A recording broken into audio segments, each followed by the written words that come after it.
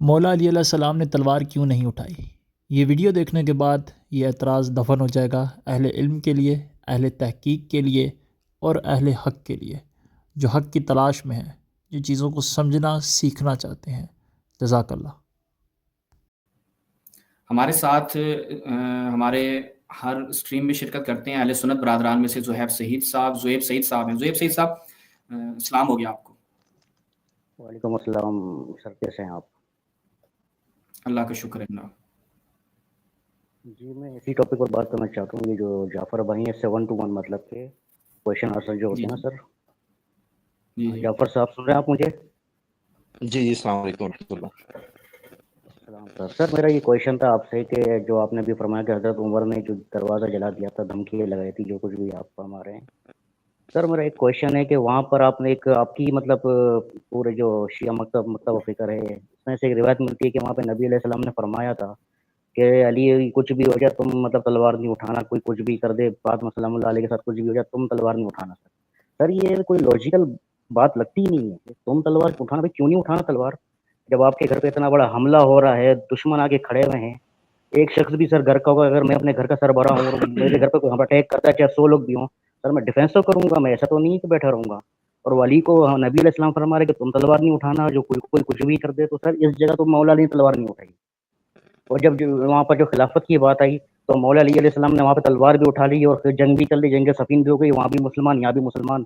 تو میرے کو یہ بات سمجھ آتی ہے جب تلوار اٹھانے نہ ہی اٹھانے کا حکم تھا تو مولا علی علیہ السلام وہاں بھی تلوار نہیں اٹھاتے نا۔ پھر وہاں تو مولا علیہ السلام نے پوری جنگ کر لی ان کے ساتھ جا کے۔ یہاں نبی علیہ السلام فرما رہے کہ بھائی آپ تلوار نہیں اٹھانا، کچھ بھی ہو جائے، آپ کے گھر پہ حملہ ہو گیا، دروازہ گر گیا، آپ نے خالی بس بیٹھ کے دیکھتے رہنا۔ سر یہ باتیں مطلب ایسی ہے کہ کچھ بات میں کوئی حقیقت نہیں لگتی مجھے، میں اس پہ جواب چاہتا ہوں آپ کو۔ سلامت رہیں۔ ابھی جعفر بھائی جواب کی طرف آتے ہیں دونوں چیزوں کے۔ پہلا حصہ جعفر بھائی ان کا تھا کہ جعفر بھائی پہلا حصہ جو ہے نا اس کی طرف آ جائیں پہلے، کہ ان کا زہیب بھائی کا سوال آپ سے یہ تھا کہ کیسے ہو سکتا ہے کہ بھائی انہیں کہا جائے کہ آپ تلوار نہیں اٹھائیں، یہاں پر بہت کچھ ہو رہا ہے، بس غیرت کیسے گوارا کر رہی ہے، اس پہ تھوڑا بیان فرمائیں۔ جی جزاک اللہ خیر۔ زہیب بھائی دیکھیں، بات یہ شعبہ بھی میں نے آپ کو ایک اسکرین شاٹ بھیجا ہے، اگر وہ بھی بعد میں آپ شو کرا دیں تو میں ان کو ایک حدیث تاکہ وہ پڑھا سکوں ترمذی کے متعلق۔ جی دیکھیں زہیب بھائی، بات یہ ہے کہ جب آپ نے فرمایا کہ ایک دفعہ وہ یہاں تلوار نہیں اٹھا رہے ہیں اور ایک دفعہ جب انہیں حکومت ملتی ہے تو اس وقت وہ تلوار اٹھا لیتے ہیں۔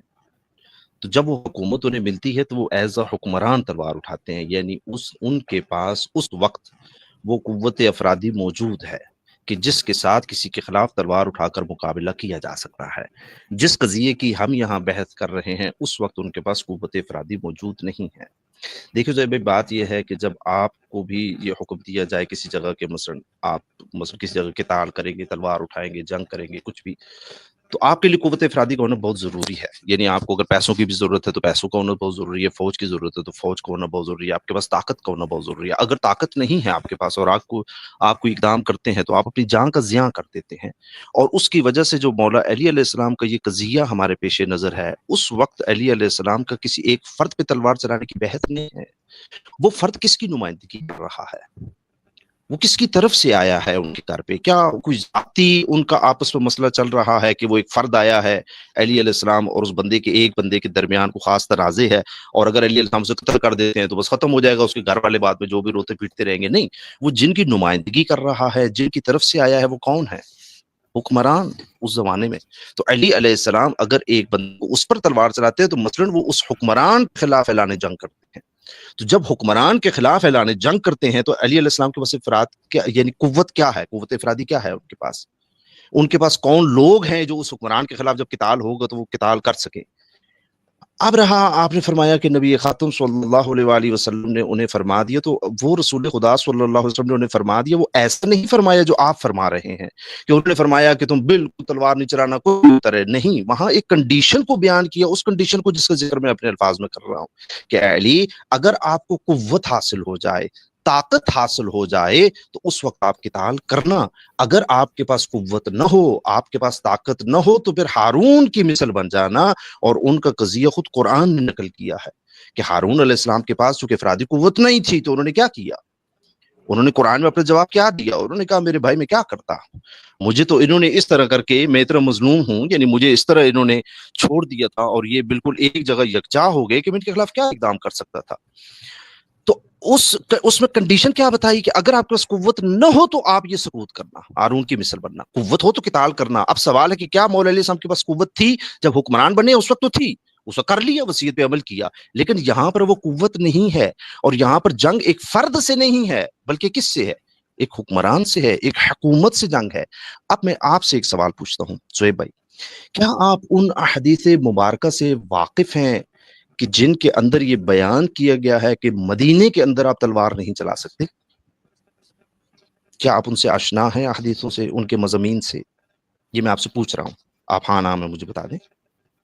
نہیں سر، مجھے مطلب صحیح طرح اس حدیث کا پتہ نہیں کہ تلوار مدینے میں نہیں چلا سکتے اور کہیں اور چلا سکتے ہیں، علم نہیں مجھے۔ ٹھیک ہو گیا۔ اچھا، تو یہ کائنڈلی میں نے آپ کو ایک کیا ہے شواد بھائی، ایک اسکین بھیجا تھا ترمذی کا، اگر آپ دکھا سکیں تو۔ جی میں بھی لگاتا ہوں، ابھی لگاتا ہوں۔ اور اس کے بعد انہوں نے فرمایا وہ اس کا علم نہیں ہے، تو ایک جی اور میں آپ کو اسکین بھیجتا ہوں تاکہ ان کو وہ عبارت دکھا دی جائیں۔ اگر میں زبانی یہاں سے پڑھوں گا تو وہ بھی میں پڑھ سکتا ہوں، لیکن چلو ان کو اگر دکھا دیں تو ان کے لیے آسانی ہو جائے گی۔ اسکرین پہ ہے۔ یہ دیکھیے گا زہیب بھائی، ایک اور بھی میں نے آپ کو اسکرین بھیجا مسلم کا، یہ دیکھیے گا زہیب بھائی، یہ حدیث نمبر ہے 2204، ترمذی کے اندر حدیث ہے، اور 2203 بھی اسی سے متعلقہ ہے، لیکن وہ ابھی اس اسکرین میں چونکہ نہیں ہے تو میں نہیں پڑھ رہا۔ 2204 ابو موسیٰ اشعری سے ہے کہ نبی خاتم صلی اللہ علیہ وآلہ وسلم نے فرمایا کہ فتنے کے زمانے میں توڑ ڈالو اپنی کمانیں اور کاٹ ڈالو ان کی زین، اور لازم پکڑو گوشہ مکان کا، یعنی اپنے مکان کے اندر تنہائی میں بیٹھ جاؤ اور ہو جاؤ ابن آدم کی ماند، یعنی حابیل کی مثل کے مقتول ہونے پر صبر کرو۔ اس حدیث پر وہ فرماتے ہیں کہ یہ حسن غریب ہے، امام ترمذی فرماتے ہیں، امام البانی فرماتے ہیں کہ یہ حدیث صحیح ہے۔ ترجمہ کرنے والا مترجم حاشیہ لگاتا ہے کہ لکڑی کی تلوار بنانا کنایہ ہے ترک قتال سے اور زمان فطر میں خلوت بہتر جلوت سے۔ اس حدیث میں نبی خاتم فرما رہے ہیں کہ تم نے جب یہ تلواریں شلواریں آپ کے خلاف چلنا شروع ہو جائیں تو نبی خاتم اس میں یہ ارشاد فرما رہے ہیں کہ آپ گھر میں بیٹھ جاؤ اور کس کی طرح ہو جاؤ؟ حضرت حابیل کی طرح ہو جاؤ کہ ان کے بھائی نے انہیں قتل کر دیا، لیکن حضرت حابیل علیہ السلام نے کوئی ارادہ نہیں کیا ان کو قتل کرنے کا، قابل کو، بلکہ وہ کیا ہوا؟ کمرے میں بیٹھ کے کیا ہوا؟ قتل ہو گئے۔ اب وہ جو آپ نے فرمایا کہ کس طرح اس قسم کی تلقین نبی خاتم کر سکتے ہیں، تو یہ ترمذی کے اندر صحیح حدیث موجود ہے۔ اب میں آپ کو اس سے بالکل شباہت رکھنے والی ایک اور حدیث سناتا ہوں تاکہ مزید آپ کو پتہ چل جائے کہ یہ جو حدیثیں ہم جن کو کہہ رہے ہیں کہ نبی خاتم ایسا کیسے فرما سکتے ہیں، تو اس کے لیے میں کچھ بات بھی بھیج رہا ہوں۔ یہ والی حدیث اگر آپ شو کرائیں، حدیث نمبر ہے 4257۔ امام البانی بھی اس کو صحیح قرار دیتے ہیں، حافظ زبیر الزئی جب اس کی تحقیق کرتے ہیں تو اسے حسن قرار دیتے ہیں۔ سعد بن ابی وقاص فرماتے ہیں کہ نبی خاتم صلی اللہ علیہ وآلہ وسلم سے حدیث میں بیان کرتے ہیں، انہوں نے کہا کہ میں نے عرض کیا اے اللہ کے رسول فرمائیے کہ اگر کوئی فتنہ پرور میرے گھر میں داخل ہو جائے اور مجھے قتل کرنے کے لیے اپنا ہاتھ بڑھائے، تو رسول خدا صلی اللہ علیہ وآلہ وسلم نے فرمایا کہ حضرت آدم کے اس بیٹے کی مانند ہو جانا۔ یزید بن خالد اس کا راوی ہے، اس نے یہ آیت پڑھی، کون سی؟ کہ اگر تو نے میرے قتل کے لیے ہاتھ بڑھایا تو میں تجھے قتل کرنے کے لیے اپنا ہاتھ تیری طرف نہیں بڑھاؤں گا، بے شک میں اللہ رب العالمین سے ڈرتا ہوں۔ سعد بن ابی وقاص فرما رہے ہیں، سنن ابی داؤد کی میں نے حدیث پڑھی ہے، البانی فرماتے ہیں صحیح ہے، حافظ زبیر فرماتے ہیں حسن ہے، کہ نبی خاتم نے فرمایا کہ اگر تمہارے گھر میں کوئی داخل ہو کر تمہارے اوپر ہاتھ بڑھا دیتا ہے تو تم حضرت حابیل کی طرح خاموشی سے قتل ہو جانا، لیکن اس کو مقابلہ نہ کرنا۔ تو جن لوگوں کو تعجب ہوتا ہے، وہ تو میں نے آپ کو مکمل حدیث سنا دی جو آپ نے پیش کی، تشیع کی کتب میں لکھی ہے نا، تو وہ اس طرح نہیں ہے۔ وہ تو یہ ہے کہ اگر آپ کے پاس قوت ہے تو آپ مقابلہ کریں گے، قوت نہیں ہے، اور یہی منطق ہے، یہی عقل کہتی ہے کہ اگر آپ کے پاس قوت نہیں ہے تو آپ مقابلہ نہیں کرتے ہیں، حکومت کے خلاف آپ کھڑے نہیں ہوتے ہیں، افواج کے خلاف کھڑے نہیں ہوتے ہیں۔ لیکن یہ حدیثیں خود اہل سنت کی کتب ستہ کے اندر صحیح اسناد سے موجود ہے کہ نبی خاتم فرماتے ہیں تمہارے گھر پہ تمہیں کوئی قتل کرنا چاہتا ہے قتل ہو جانا، مگر تم تلوار مت چلانا، تلوار کی دھار کو بالکل توڑ دو، ختم کر دو۔ حضرت حابیل کی مثال پیش کی، کہا حابیل کی طرح ہو جاؤ۔ انہوں نے کہا جی تم مجھے قتل کرتے ہو، کر دو، پھر میں تو نہیں تمہیں قتل کروں گا۔ تو یہ حدیثیں آپ کے ہاں موجود ہیں۔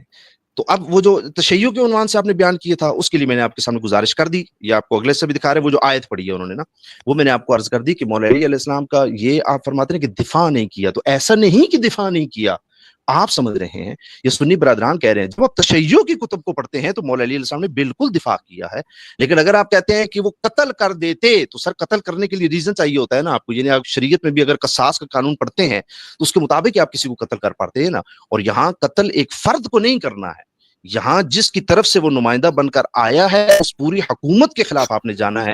اور جو حدیث میں نے آپ کو ابھی بتائی تھی وہ قتال کے بارے میں، وہ میں آپ کو صرف اشارہ کر دیتا ہوں، آپ خود دیکھ لیجئے گا، صحیح مسلم ہے، صحیح مسلم کے اندر حدیث نمبر 3336، نبی خاتم صلی اللہ علیہ وآلہ وسلم فرماتے ہیں میں نے مدینہ کو اس کے دونوں پہاڑوں کے درمیان کو حرمت والا قرار دیا، اور اس میں خون نہ بہایا جائے، اس میں لڑائی کے لیے اسلحہ نہ اٹھایا جائے۔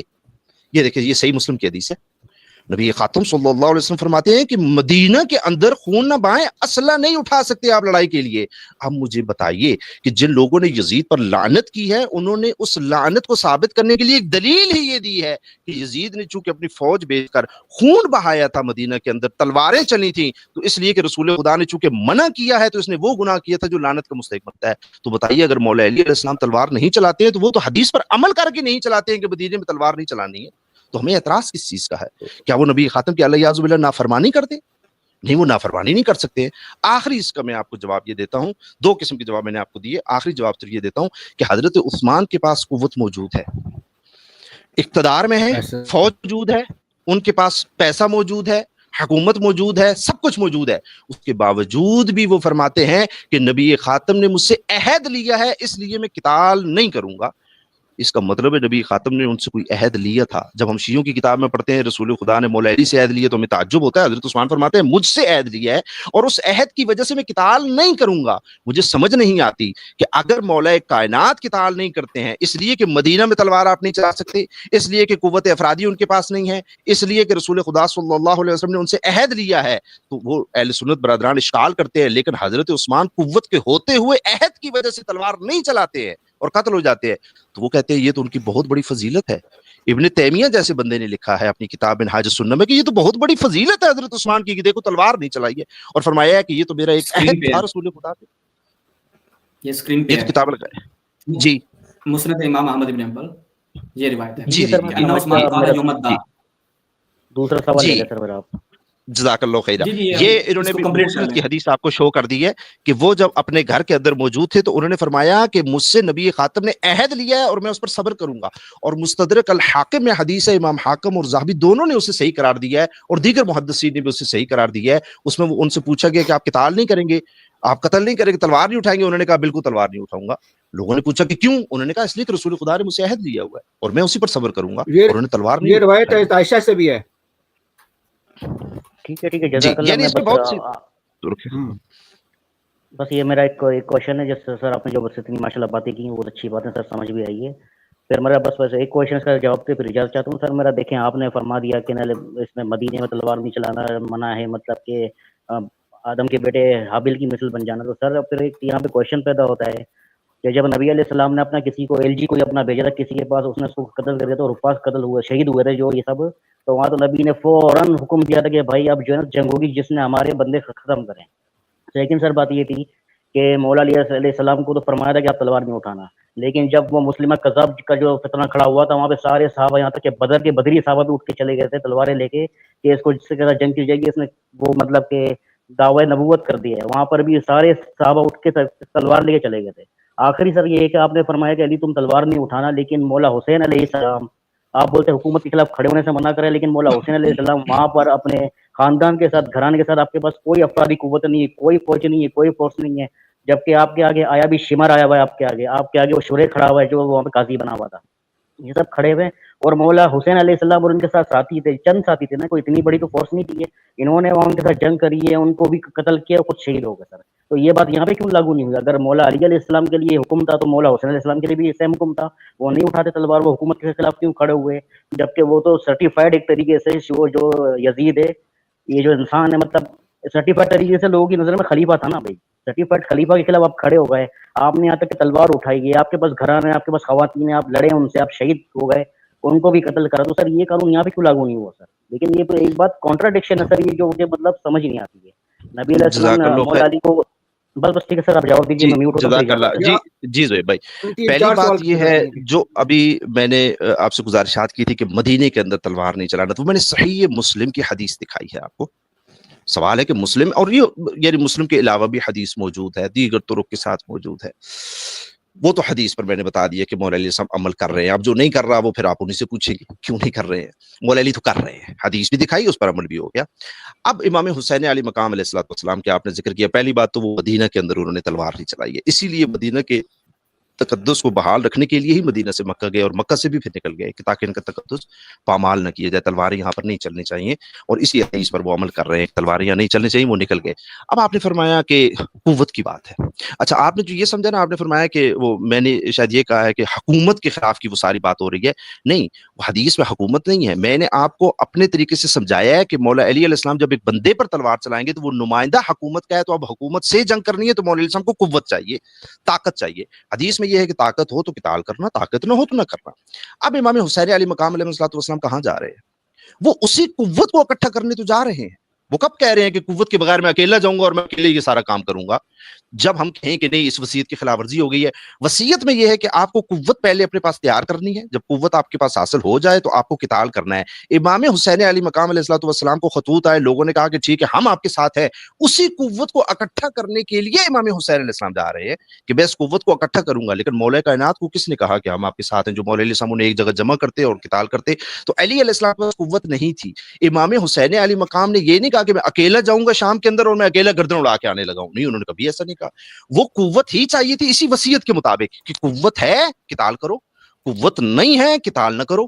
تو جب وہ قوت کے لیے لوگوں نے کہا کہ ہم آپ کا ساتھ دیں گے, تو اس قوت کو حاصل کرنے کے لیے, مجتمع کرنے کے لیے اب امام حسین السلام وہیں تک کا سفر کر رہے ہیں تاکہ میں لوگوں سے مل کر اس قوت کو جمع کر لوں اور پھر یزید کے خلاف ہم قیام کریں. تو یہ بالکل اس وصیت پر انہوں نے عمل کیا ہے. اس وصیت میں کہاں انہوں نے اس وصیت سے بغاوت کی ہے؟ مولا علی علیہ السلام کو قوت نہیں تھی, امام حسین صاحب اسی قوت کو جمع کر رہے ہیں, اس کے بعد قتال کریں. دیکھیں وہ وہاں پہ قوت جمع کرنے گئے تھے, وہ ایک بھی مطلب بندہ نہیں تھا جو ان کے ساتھ تھا, سارے کے سارے وہاں سے منتشر ہو گئے. انہوں نے بولا ہم نہیں لڑیں گے آپ کے ساتھ. مولا حسین علیہ السلام خود اکیلے اور ان کے ساتھ صحابی تھے, چند ہی تھے جتنے بھی تھے, انہوں نے وہاں پہ فائٹ کری ہے, وہاں پہ وار ہوئی ہے, وہ خود شہید ہوئے اور ان کو سامنے والے کو انہوں نے جہنم رسید کرا. سر یہ بات ہے, اگر ایسی بات ہوتی تو مولا حسین علیہ السلام وہاں سرنڈر کرتے ہیں کہ بھائی میں نہیں کر سکتا کیونکہ میرے ساتھ قوت نہیں ہے, سرنڈر کرتے آپ نہیں. آپ نے فائٹ کری بھائی وہاں تو 148 آدمی تھے نا امام حسین علی مقام علیہ الصلوۃ والسلام کے ساتھ, مشہور لوگوں میں تعداد ہے چلو 72 ہے. وہاں تو ان کو افراد تھے. آئمن نے تو یہ فرمایا, نہیں میری بات سنیں, آئمن نے تو یہ فرمایا ہمارے پاس 40 ہو جائے تو ہم قتال کریں گے. انہوں نے 40 تک کی تعداد دی ہے. امام حسین علیہ السلام کو اس سے زیادہ 140 آدمی ہے. نہیں تھا نا, وہی تو ہم بتا رہے ہیں, نہیں تھا. وہ تو بخاری کی روایت جب پڑھیں گے نا, وہ تو بخاری کی روایت میں لکھا ہوا ہے نا کہ لوگوں نے چھوڑ دیا. اب آپ کو ایک اور بات بتاؤں کہ یہ جو امام علیہ السلام ہے نا, امام حسین السلام, ان کے اوپر تو جنگ مسلط کر دی. فوج نے آ کے ہر طرف سے گھیر لیا کہ اب کوئی راستہ نہیں ہے جی, اب تو وہ دفاعی جنگ ہو رہی ہے کہ ان کے اوپر جب جنگ ہو رہی ہے تو وہ تو دفاع کریں گے. لیکن مولا علی علیہ السلام کے اوپر وہ جو حملہ کرنے کے لیے آئے ہیں, وہ اس لیے نہیں کہ آپ کو ہم نے یہاں پر شہید کرنا ہے, وہ اس لیے آئے ہیں کہ آپ نکلیں باہر اور ہم نے آپ سے زبردستی بیعت کا معاملہ سر انجام دینا ہے. وہاں ان کی وہ اس نیت سے نہیں آ رہے کہ بس یا تو آپ یہاں پہ شہید ہوں گے تو یا پھر اب یہاں سے نکل جائیں, اگر نکل سکتے ہیں تو اپنی طاقت کے ساتھ. وہاں قضیہ ہی الگ ہے, وہاں تعداد بھی ہے ان کے پاس 148 افراد کی. دوسرا یہ کہ امام فرماتے ہیں ہمارے پاس تو 40 بھی نہیں ہے نا, 40 بھی ہو تو ہم قتال کر لیں گے. اور دوسرا یہ کہ ان کے اوپر جنگ مسلط ہی یہ کر دی گئی ہے اب کہ ٹھیک ہے جی آپ کے ساتھ ہمارا قتال ہوگا. وہ تلواریں باہر آ گئی ہیں میان سے, تو اب جب تلواریں ان کے اوپر نکل چکی ہیں, میان سے تلواریں نکل چکی ہیں, ان کے اوپر حملہ آور ہو رہے ہیں, تو ٹھیک ہے یہ جنگ کریں گے کیونکہ وہ طاقت ہے. جعفر صاحب ٹھیک ہے مان لیا, لیکن اب مجھے صرف اتنا بتا دیں جا کہ ابھی آخری کنفرمیشن ہو جائے, مطلب جو کنفیوزنگ دور ہو جائے کہ چلیں آپ بول لیں کہ طاقت نہیں تھی, جو بھی نہیں تھا, واٹ ایور جو کچھ بھی تھا. لیکن یہ بتائیے کہ مولا علی علیہ السلام سے لے کے اہل بیت کے اسٹارٹ سے لے کے اور اینڈ تک جتنے بھی تھے, ان کو کس نے روکا تھا کہ بھائی یہ حضرت عمر نے اور انہوں نے ان کو شہید کر دیا, لیکن آپ نے زبان سے کچھ نہیں بولنا. یہ بھلے اہل سنت بنے, کوئی شیعہ بنے, ان کی نظر میں مقدس رہیں, آج تک وہ ہماری نظر میں مقدس ہیں, ہم ان کا احترام کرتے ہیں کیونکہ وہ صحابی رسول ہے اور ٹاپ لیول کے صحابی ہیں. تو اہل بیت کو اور مولا علیہ السلام کو کس نے روکا تھا کہ آپ نے انہوں نے اتنا کچھ کر دیا, آپ نے کچھ نہیں بولنا ہے. یہ کوئی واقعہ بیان کرے گا, کوئی ایسا بیان کرے گا جس کو دنیا نہیں جانتی, لیکن آپ جن کو دنیا جانتی ہے مانتی ہے, ان میں سے کوئی شخص ان کے خلاف گواہی دے گا کہ دنیا کی نظر میں عزت دار بنے رہیں گے, ان کو بنا رہنے دو, آپ نے کچھ نہیں بولنا. سر یہ ایک طریقے سے پھر اگر ان کو اس طریقے سے عزت دار سر ہماری نظر میں بنے ہوئے تو سر یہ تو پھر خیانت ہوئی نا کہ مولا علی علیہ السلام کو چاہیے تھا اور جتنے بھی اہل بیت سے چاہیے تھا کہ ورڈ بائی ورڈ یہ واقعہ بیان کرتے. آپ کو بیان کرنے سے تو کسی نے نہیں روکا نا, جنگ کرنے سے روک دیا ہوگا.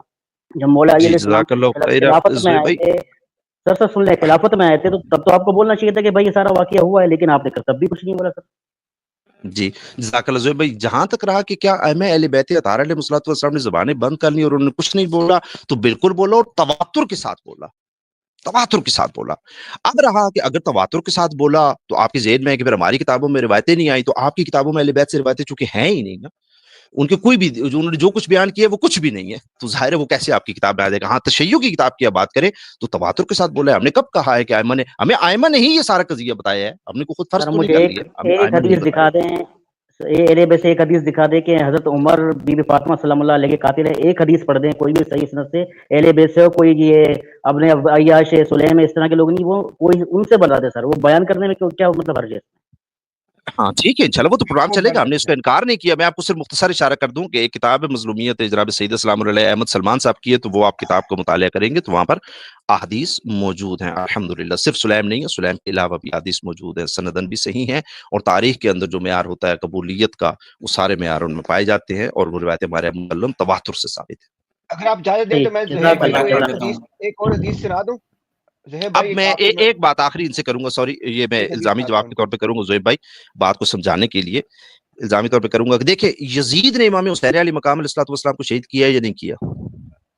آپ کیا سمجھتے ہیں؟ بالکل کرے سر. تو پھر کیا وجہ ہے کہ آپ کیا ایک بھی صحیح سند روایت موجود نہیں ہے کہ یزید امام حسین علیہ السلام کا قاتل ہے؟ سر یزید نے خدا کے نہیں مارا، یزید جس طریقے سے گیم کر رہا تھا نا سر، وہ پتہ ہے کیا گیم کر رہا تھا؟ وہ بولا تھا مجھ پہ نام بھی نہیں آئے اور میرا حریف بھی جو ہے نا مطلب مر جائے. تو یزید کی ایک گیم پکڑی گئی ہے سر، وہ خود تو آگے اس نے تلوار نہیں ماری، تلوار مارنے وہ تو والا پکڑا چیمر گیا، تھا وہ سر. تلوار تو ظاہر ہے حکمران نہیں چلاتا. بات یہ ہے کہ آپ کو پتہ چل گیا نا کہ یزید قاتل ہے، بالکل قاتل ہے آپ کو سر، ہم پتہ اس کو چل گیا، مسلمان ہی نہیں آپ کو پتہ مانتے، چل گیا، مسلمان نہیں مانتے صحابہ ہم کو اس بھی کو. پتہ جی چل جی گیا ہوگا، صحابہ کو بھی پتہ چل گیا ہوگا، تابعین کو بھی پتہ چل گیا ہوگا، محدثین کو بھی پتہ چل گیا ہوگا. اب آپ کبھی اپنے علماء سے سوال کیجئے گا کہ کیا وجہ ہے جب سب کو ہی پتہ چل گیا تھا، چلے اس نے گیم جیسی بھی کی، ٹیکنیکل گیم کی، لیکن جب آپ کو اور مجھے سمجھ آ گئی ہے تو ایسا تو نہیں کہ صحابہ کو سمجھ نہیں آئی ہوگی جو زمانے میں تو موجود سر تھے، سب کو تو سمجھ سر آئی. ہمیں اب آپ حضرت نے ان سے یہ پوچھنا ہے کہ کیا وجہ ہے ہماری کتب کے اندر ایک صحیح و سند روایت نہیں ہے کہ یزید امام حسین علیہ السلام کا قاتل ہے، کیا وجہ ہے؟ تو سر حضرت عمر کی گیم کیوں سمجھ نہیں آ رہی ہے؟ پھر وہ بھی سمجھ آنی چاہیے نا سر کہ وہ ان کے قاتل ہیں. نہیں وہ تو میں آپ کو وہ تو بتا رہا ہوں نا، وہ تو پہلے ہم نے سوال کر لیے. میں اس بات پر گزارش کر رہا ہوں آپ سے کہ یہ جو یزید کا ہمیں مجھے اور آپ کو پتہ چل گیا، آپ نے وہ فرمایا کہ کیوں نہیں ہے روایتیں نا، یعنی ائمہ نے بیان نہیں کی یا ہم تک پہنچی نہیں فلاں فلاں.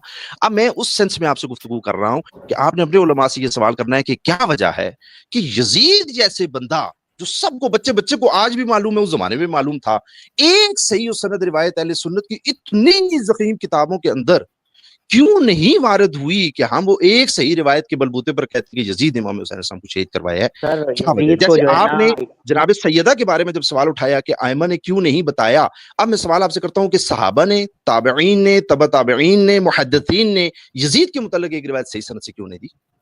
سر وہ یزید کو صرف ہمارے ایک ہی فرقہ ہے جو دیوبندی ہے وہ کرتے، وہ حضرت جو شہباز صاحب بیٹھے ہوئے ہیں، ان سے اکثر ان کے مناظر ہوتے رہتے ہیں یزید کے دفاع میں. سر وہ صرف دیوبندی ہیں سر جو یزید کو کچھ سمجھتے ہیں، نہیں میں روایت کی بات پہلے کر رہا سے ہوں، بہتر صحیح سند ہم روایت کی بات کر رہا ہوں، میں اس قضیے کی بات نہیں کر رہا کہ آپ یعنی وہ ثابت ہے یا نہیں ہے. میں کہہ رہا ہوں روایت صحیح و سند کیوں نہیں نقل کی، یہ آپ نے اپنے علماء سے پوچھنا ہے، یعنی آپ پر یہ سوال نہیں ہے، آپ نے علماء سے پوچھنا ہے کہ ہم جب تشیع سے پوچھتے ہیں نا کہ جناب سیدہ سلام اللہ علیہ کے بارے میں روایات کثرت سے کیوں نہیں ہے، ان کا واقعہ، تو وہ ہم سے سوال کرتے ہیں کہ یار جناب سیدہ کے بارے میں چلو نہیں ہے تو یزید کے بارے میں دکھا دو کہ اس نے امام حسین صاحب کو شہید کرایا، وہ ایک صحیح سند ہمیں دکھا دو. تو آپ نے ان سے یہ روایت کبھی ملے گی آپ کو انشاءاللہ تو آپ نے لے کر آنی ہے انشاءاللہ. جی جزاک اللہ جزاک اللہ خیر، جزاک اللہ.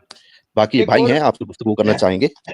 ایک چیز اور میں دکھاتا ہوں، یہ عام طور پہ کہتے ہیں نا کہ ہمارے ہاں جو ہے یہ خروج کرنے کا اور لڑائی کرنے کا ہمیں کیوں نہیں حکم دیا گیا. تو یہ حدیث ہے، یہ کتاب ہے سنن ابی داؤد، دکھائی دے رہی ہے نا آپ سب کو، اور اس میں حدیث ہے. زہیب بھائی آپ ہیں یہاں پہ؟ جی میں موجود ہوں. یہ میں پڑھنے لگا ہوں آپ کے لیے. حضرت ابو ذر رضی اللہ عنہ نے بیان فرمایا کہ رسول اللہ صلی اللہ علیہ وآلہ وسلم فرمایا تمہاری کیفیت کیا ہوگی جب میرے بعد ایسے حکمران آئیں گے جو اس اصل میں مال فہ لکھا ہوا نظر آ رہا ہے نا آپ کو عربی میں مال فہ، اور مال فہ کو اپنی ذاتوں اور گھر والوں کے لیے مختص کر لیں گے نا، یہ مال فہ کھائیں گے نا. تو میں نے عرض کیا قسم ہے اس ذات کی جس کو آپ کو حق کے ساتھ مبعوث فرمایا ہے، تب میں اپنی تلوار اپنے کندھے پر ہی رکھوں گا. کون فرما رہے ہیں؟ ابو ذر غفاری رضی اللہ تعالیٰ عنہ، کہ میں تلوار اٹھا لوں گا یعنی کہ میں لڑائی کروں گا اور اس کے ساتھ مارتا رہوں گا یہاں تک کہ آپ سے آ ملوں. تو آپ نے فرمایا کیا میں تیری رہنمائی اس سے بہتر پر عمل پر نہ کروں کہ تو صبر کرے یہاں تک کہ مجھ سے آ ملے. یہ روایت پڑھی ہے کبھی آپ نے زہیب بھائی؟ کبھی آپ نے پہلے نہیں سر میں نے نہیں پڑھی ہوتی، میں ضرور بتا دوں آپ کو. ہاں یہ دیکھیں، یہ سنن ابی داؤد کی روایت ہے، اس کی سند بھی صحیح ہے. حضرت ابو ذر رضی اللہ عنہ کی بات ہو رہی ہے. تو آپ کو پتہ ہی ہوگا کہ حضرت ابو ذر جو ہیں وہ کب دنیا سے گئے ہیں. جی جی ٹھیک ہے. جی صحیح سلسلہ میں چیک کر لوں. ٹھیک ہے. یہ میں نے آپ کو اسکرین شاٹ دکھا دیا ہے، آپ کو نمبر بھی دکھا دیتا ہوں کہ اس کا نمبر کیا ہے. اس کو دوبارہ ری چیک کر لیجیے گا. یہ دیکھ لیں 4132 نمبر ہے. ٹھیک ہے، البانی وغیرہ صاحب نے اس کو صحیح کرا دیا. جی جی جزاک اللہ. تو آپ اچھا کے میں تو بہت صرف کچھ یہ ہے میرے گزارش بھائی. کروں گا زوہیب بھائی کہ آپ نے مجھ سے جو بھی باتیں کی ہیں سوال کیے ہیں، تو ظاہر ہے وہ باتیں کرتے کرتے جواب دیتے دیتے ہو سکتا ہے میرے ذہن سے کچھ چیز اسکپ ہو گئی ہو، آپ کے سوال کا کوئی حصہ رہ گیا ہو سکتا ہے کیونکہ میں لکھ نہیں رہا. تو اگر آپ کے ذہن میں کوئی ایسی چیز ہے جو آپ نے پوچھی ہے آلریڈی پہلے اور میں نے اس کے جواب نہیں دیا ہے، تو آپ دوبارہ مجھ سے پوچھ سکتے ہیں. ہو سکتا ہے جواب دیتے دیتے میرے ذہن میں نہ رہی ہو کوئی حصہ. نہیں سر آپ نے ماشاءاللہ سارے جواب دے دیے. ان شاء اللہ کبھی نیکسٹ میں آؤں گا تو کچھ کوشچن کروں گا. ٹھیک ہے سر، آپ لے لیں کسی اور کو جب تک میں جانا چاہتا ہوں. جی بہت شکریہ سر. اوکے.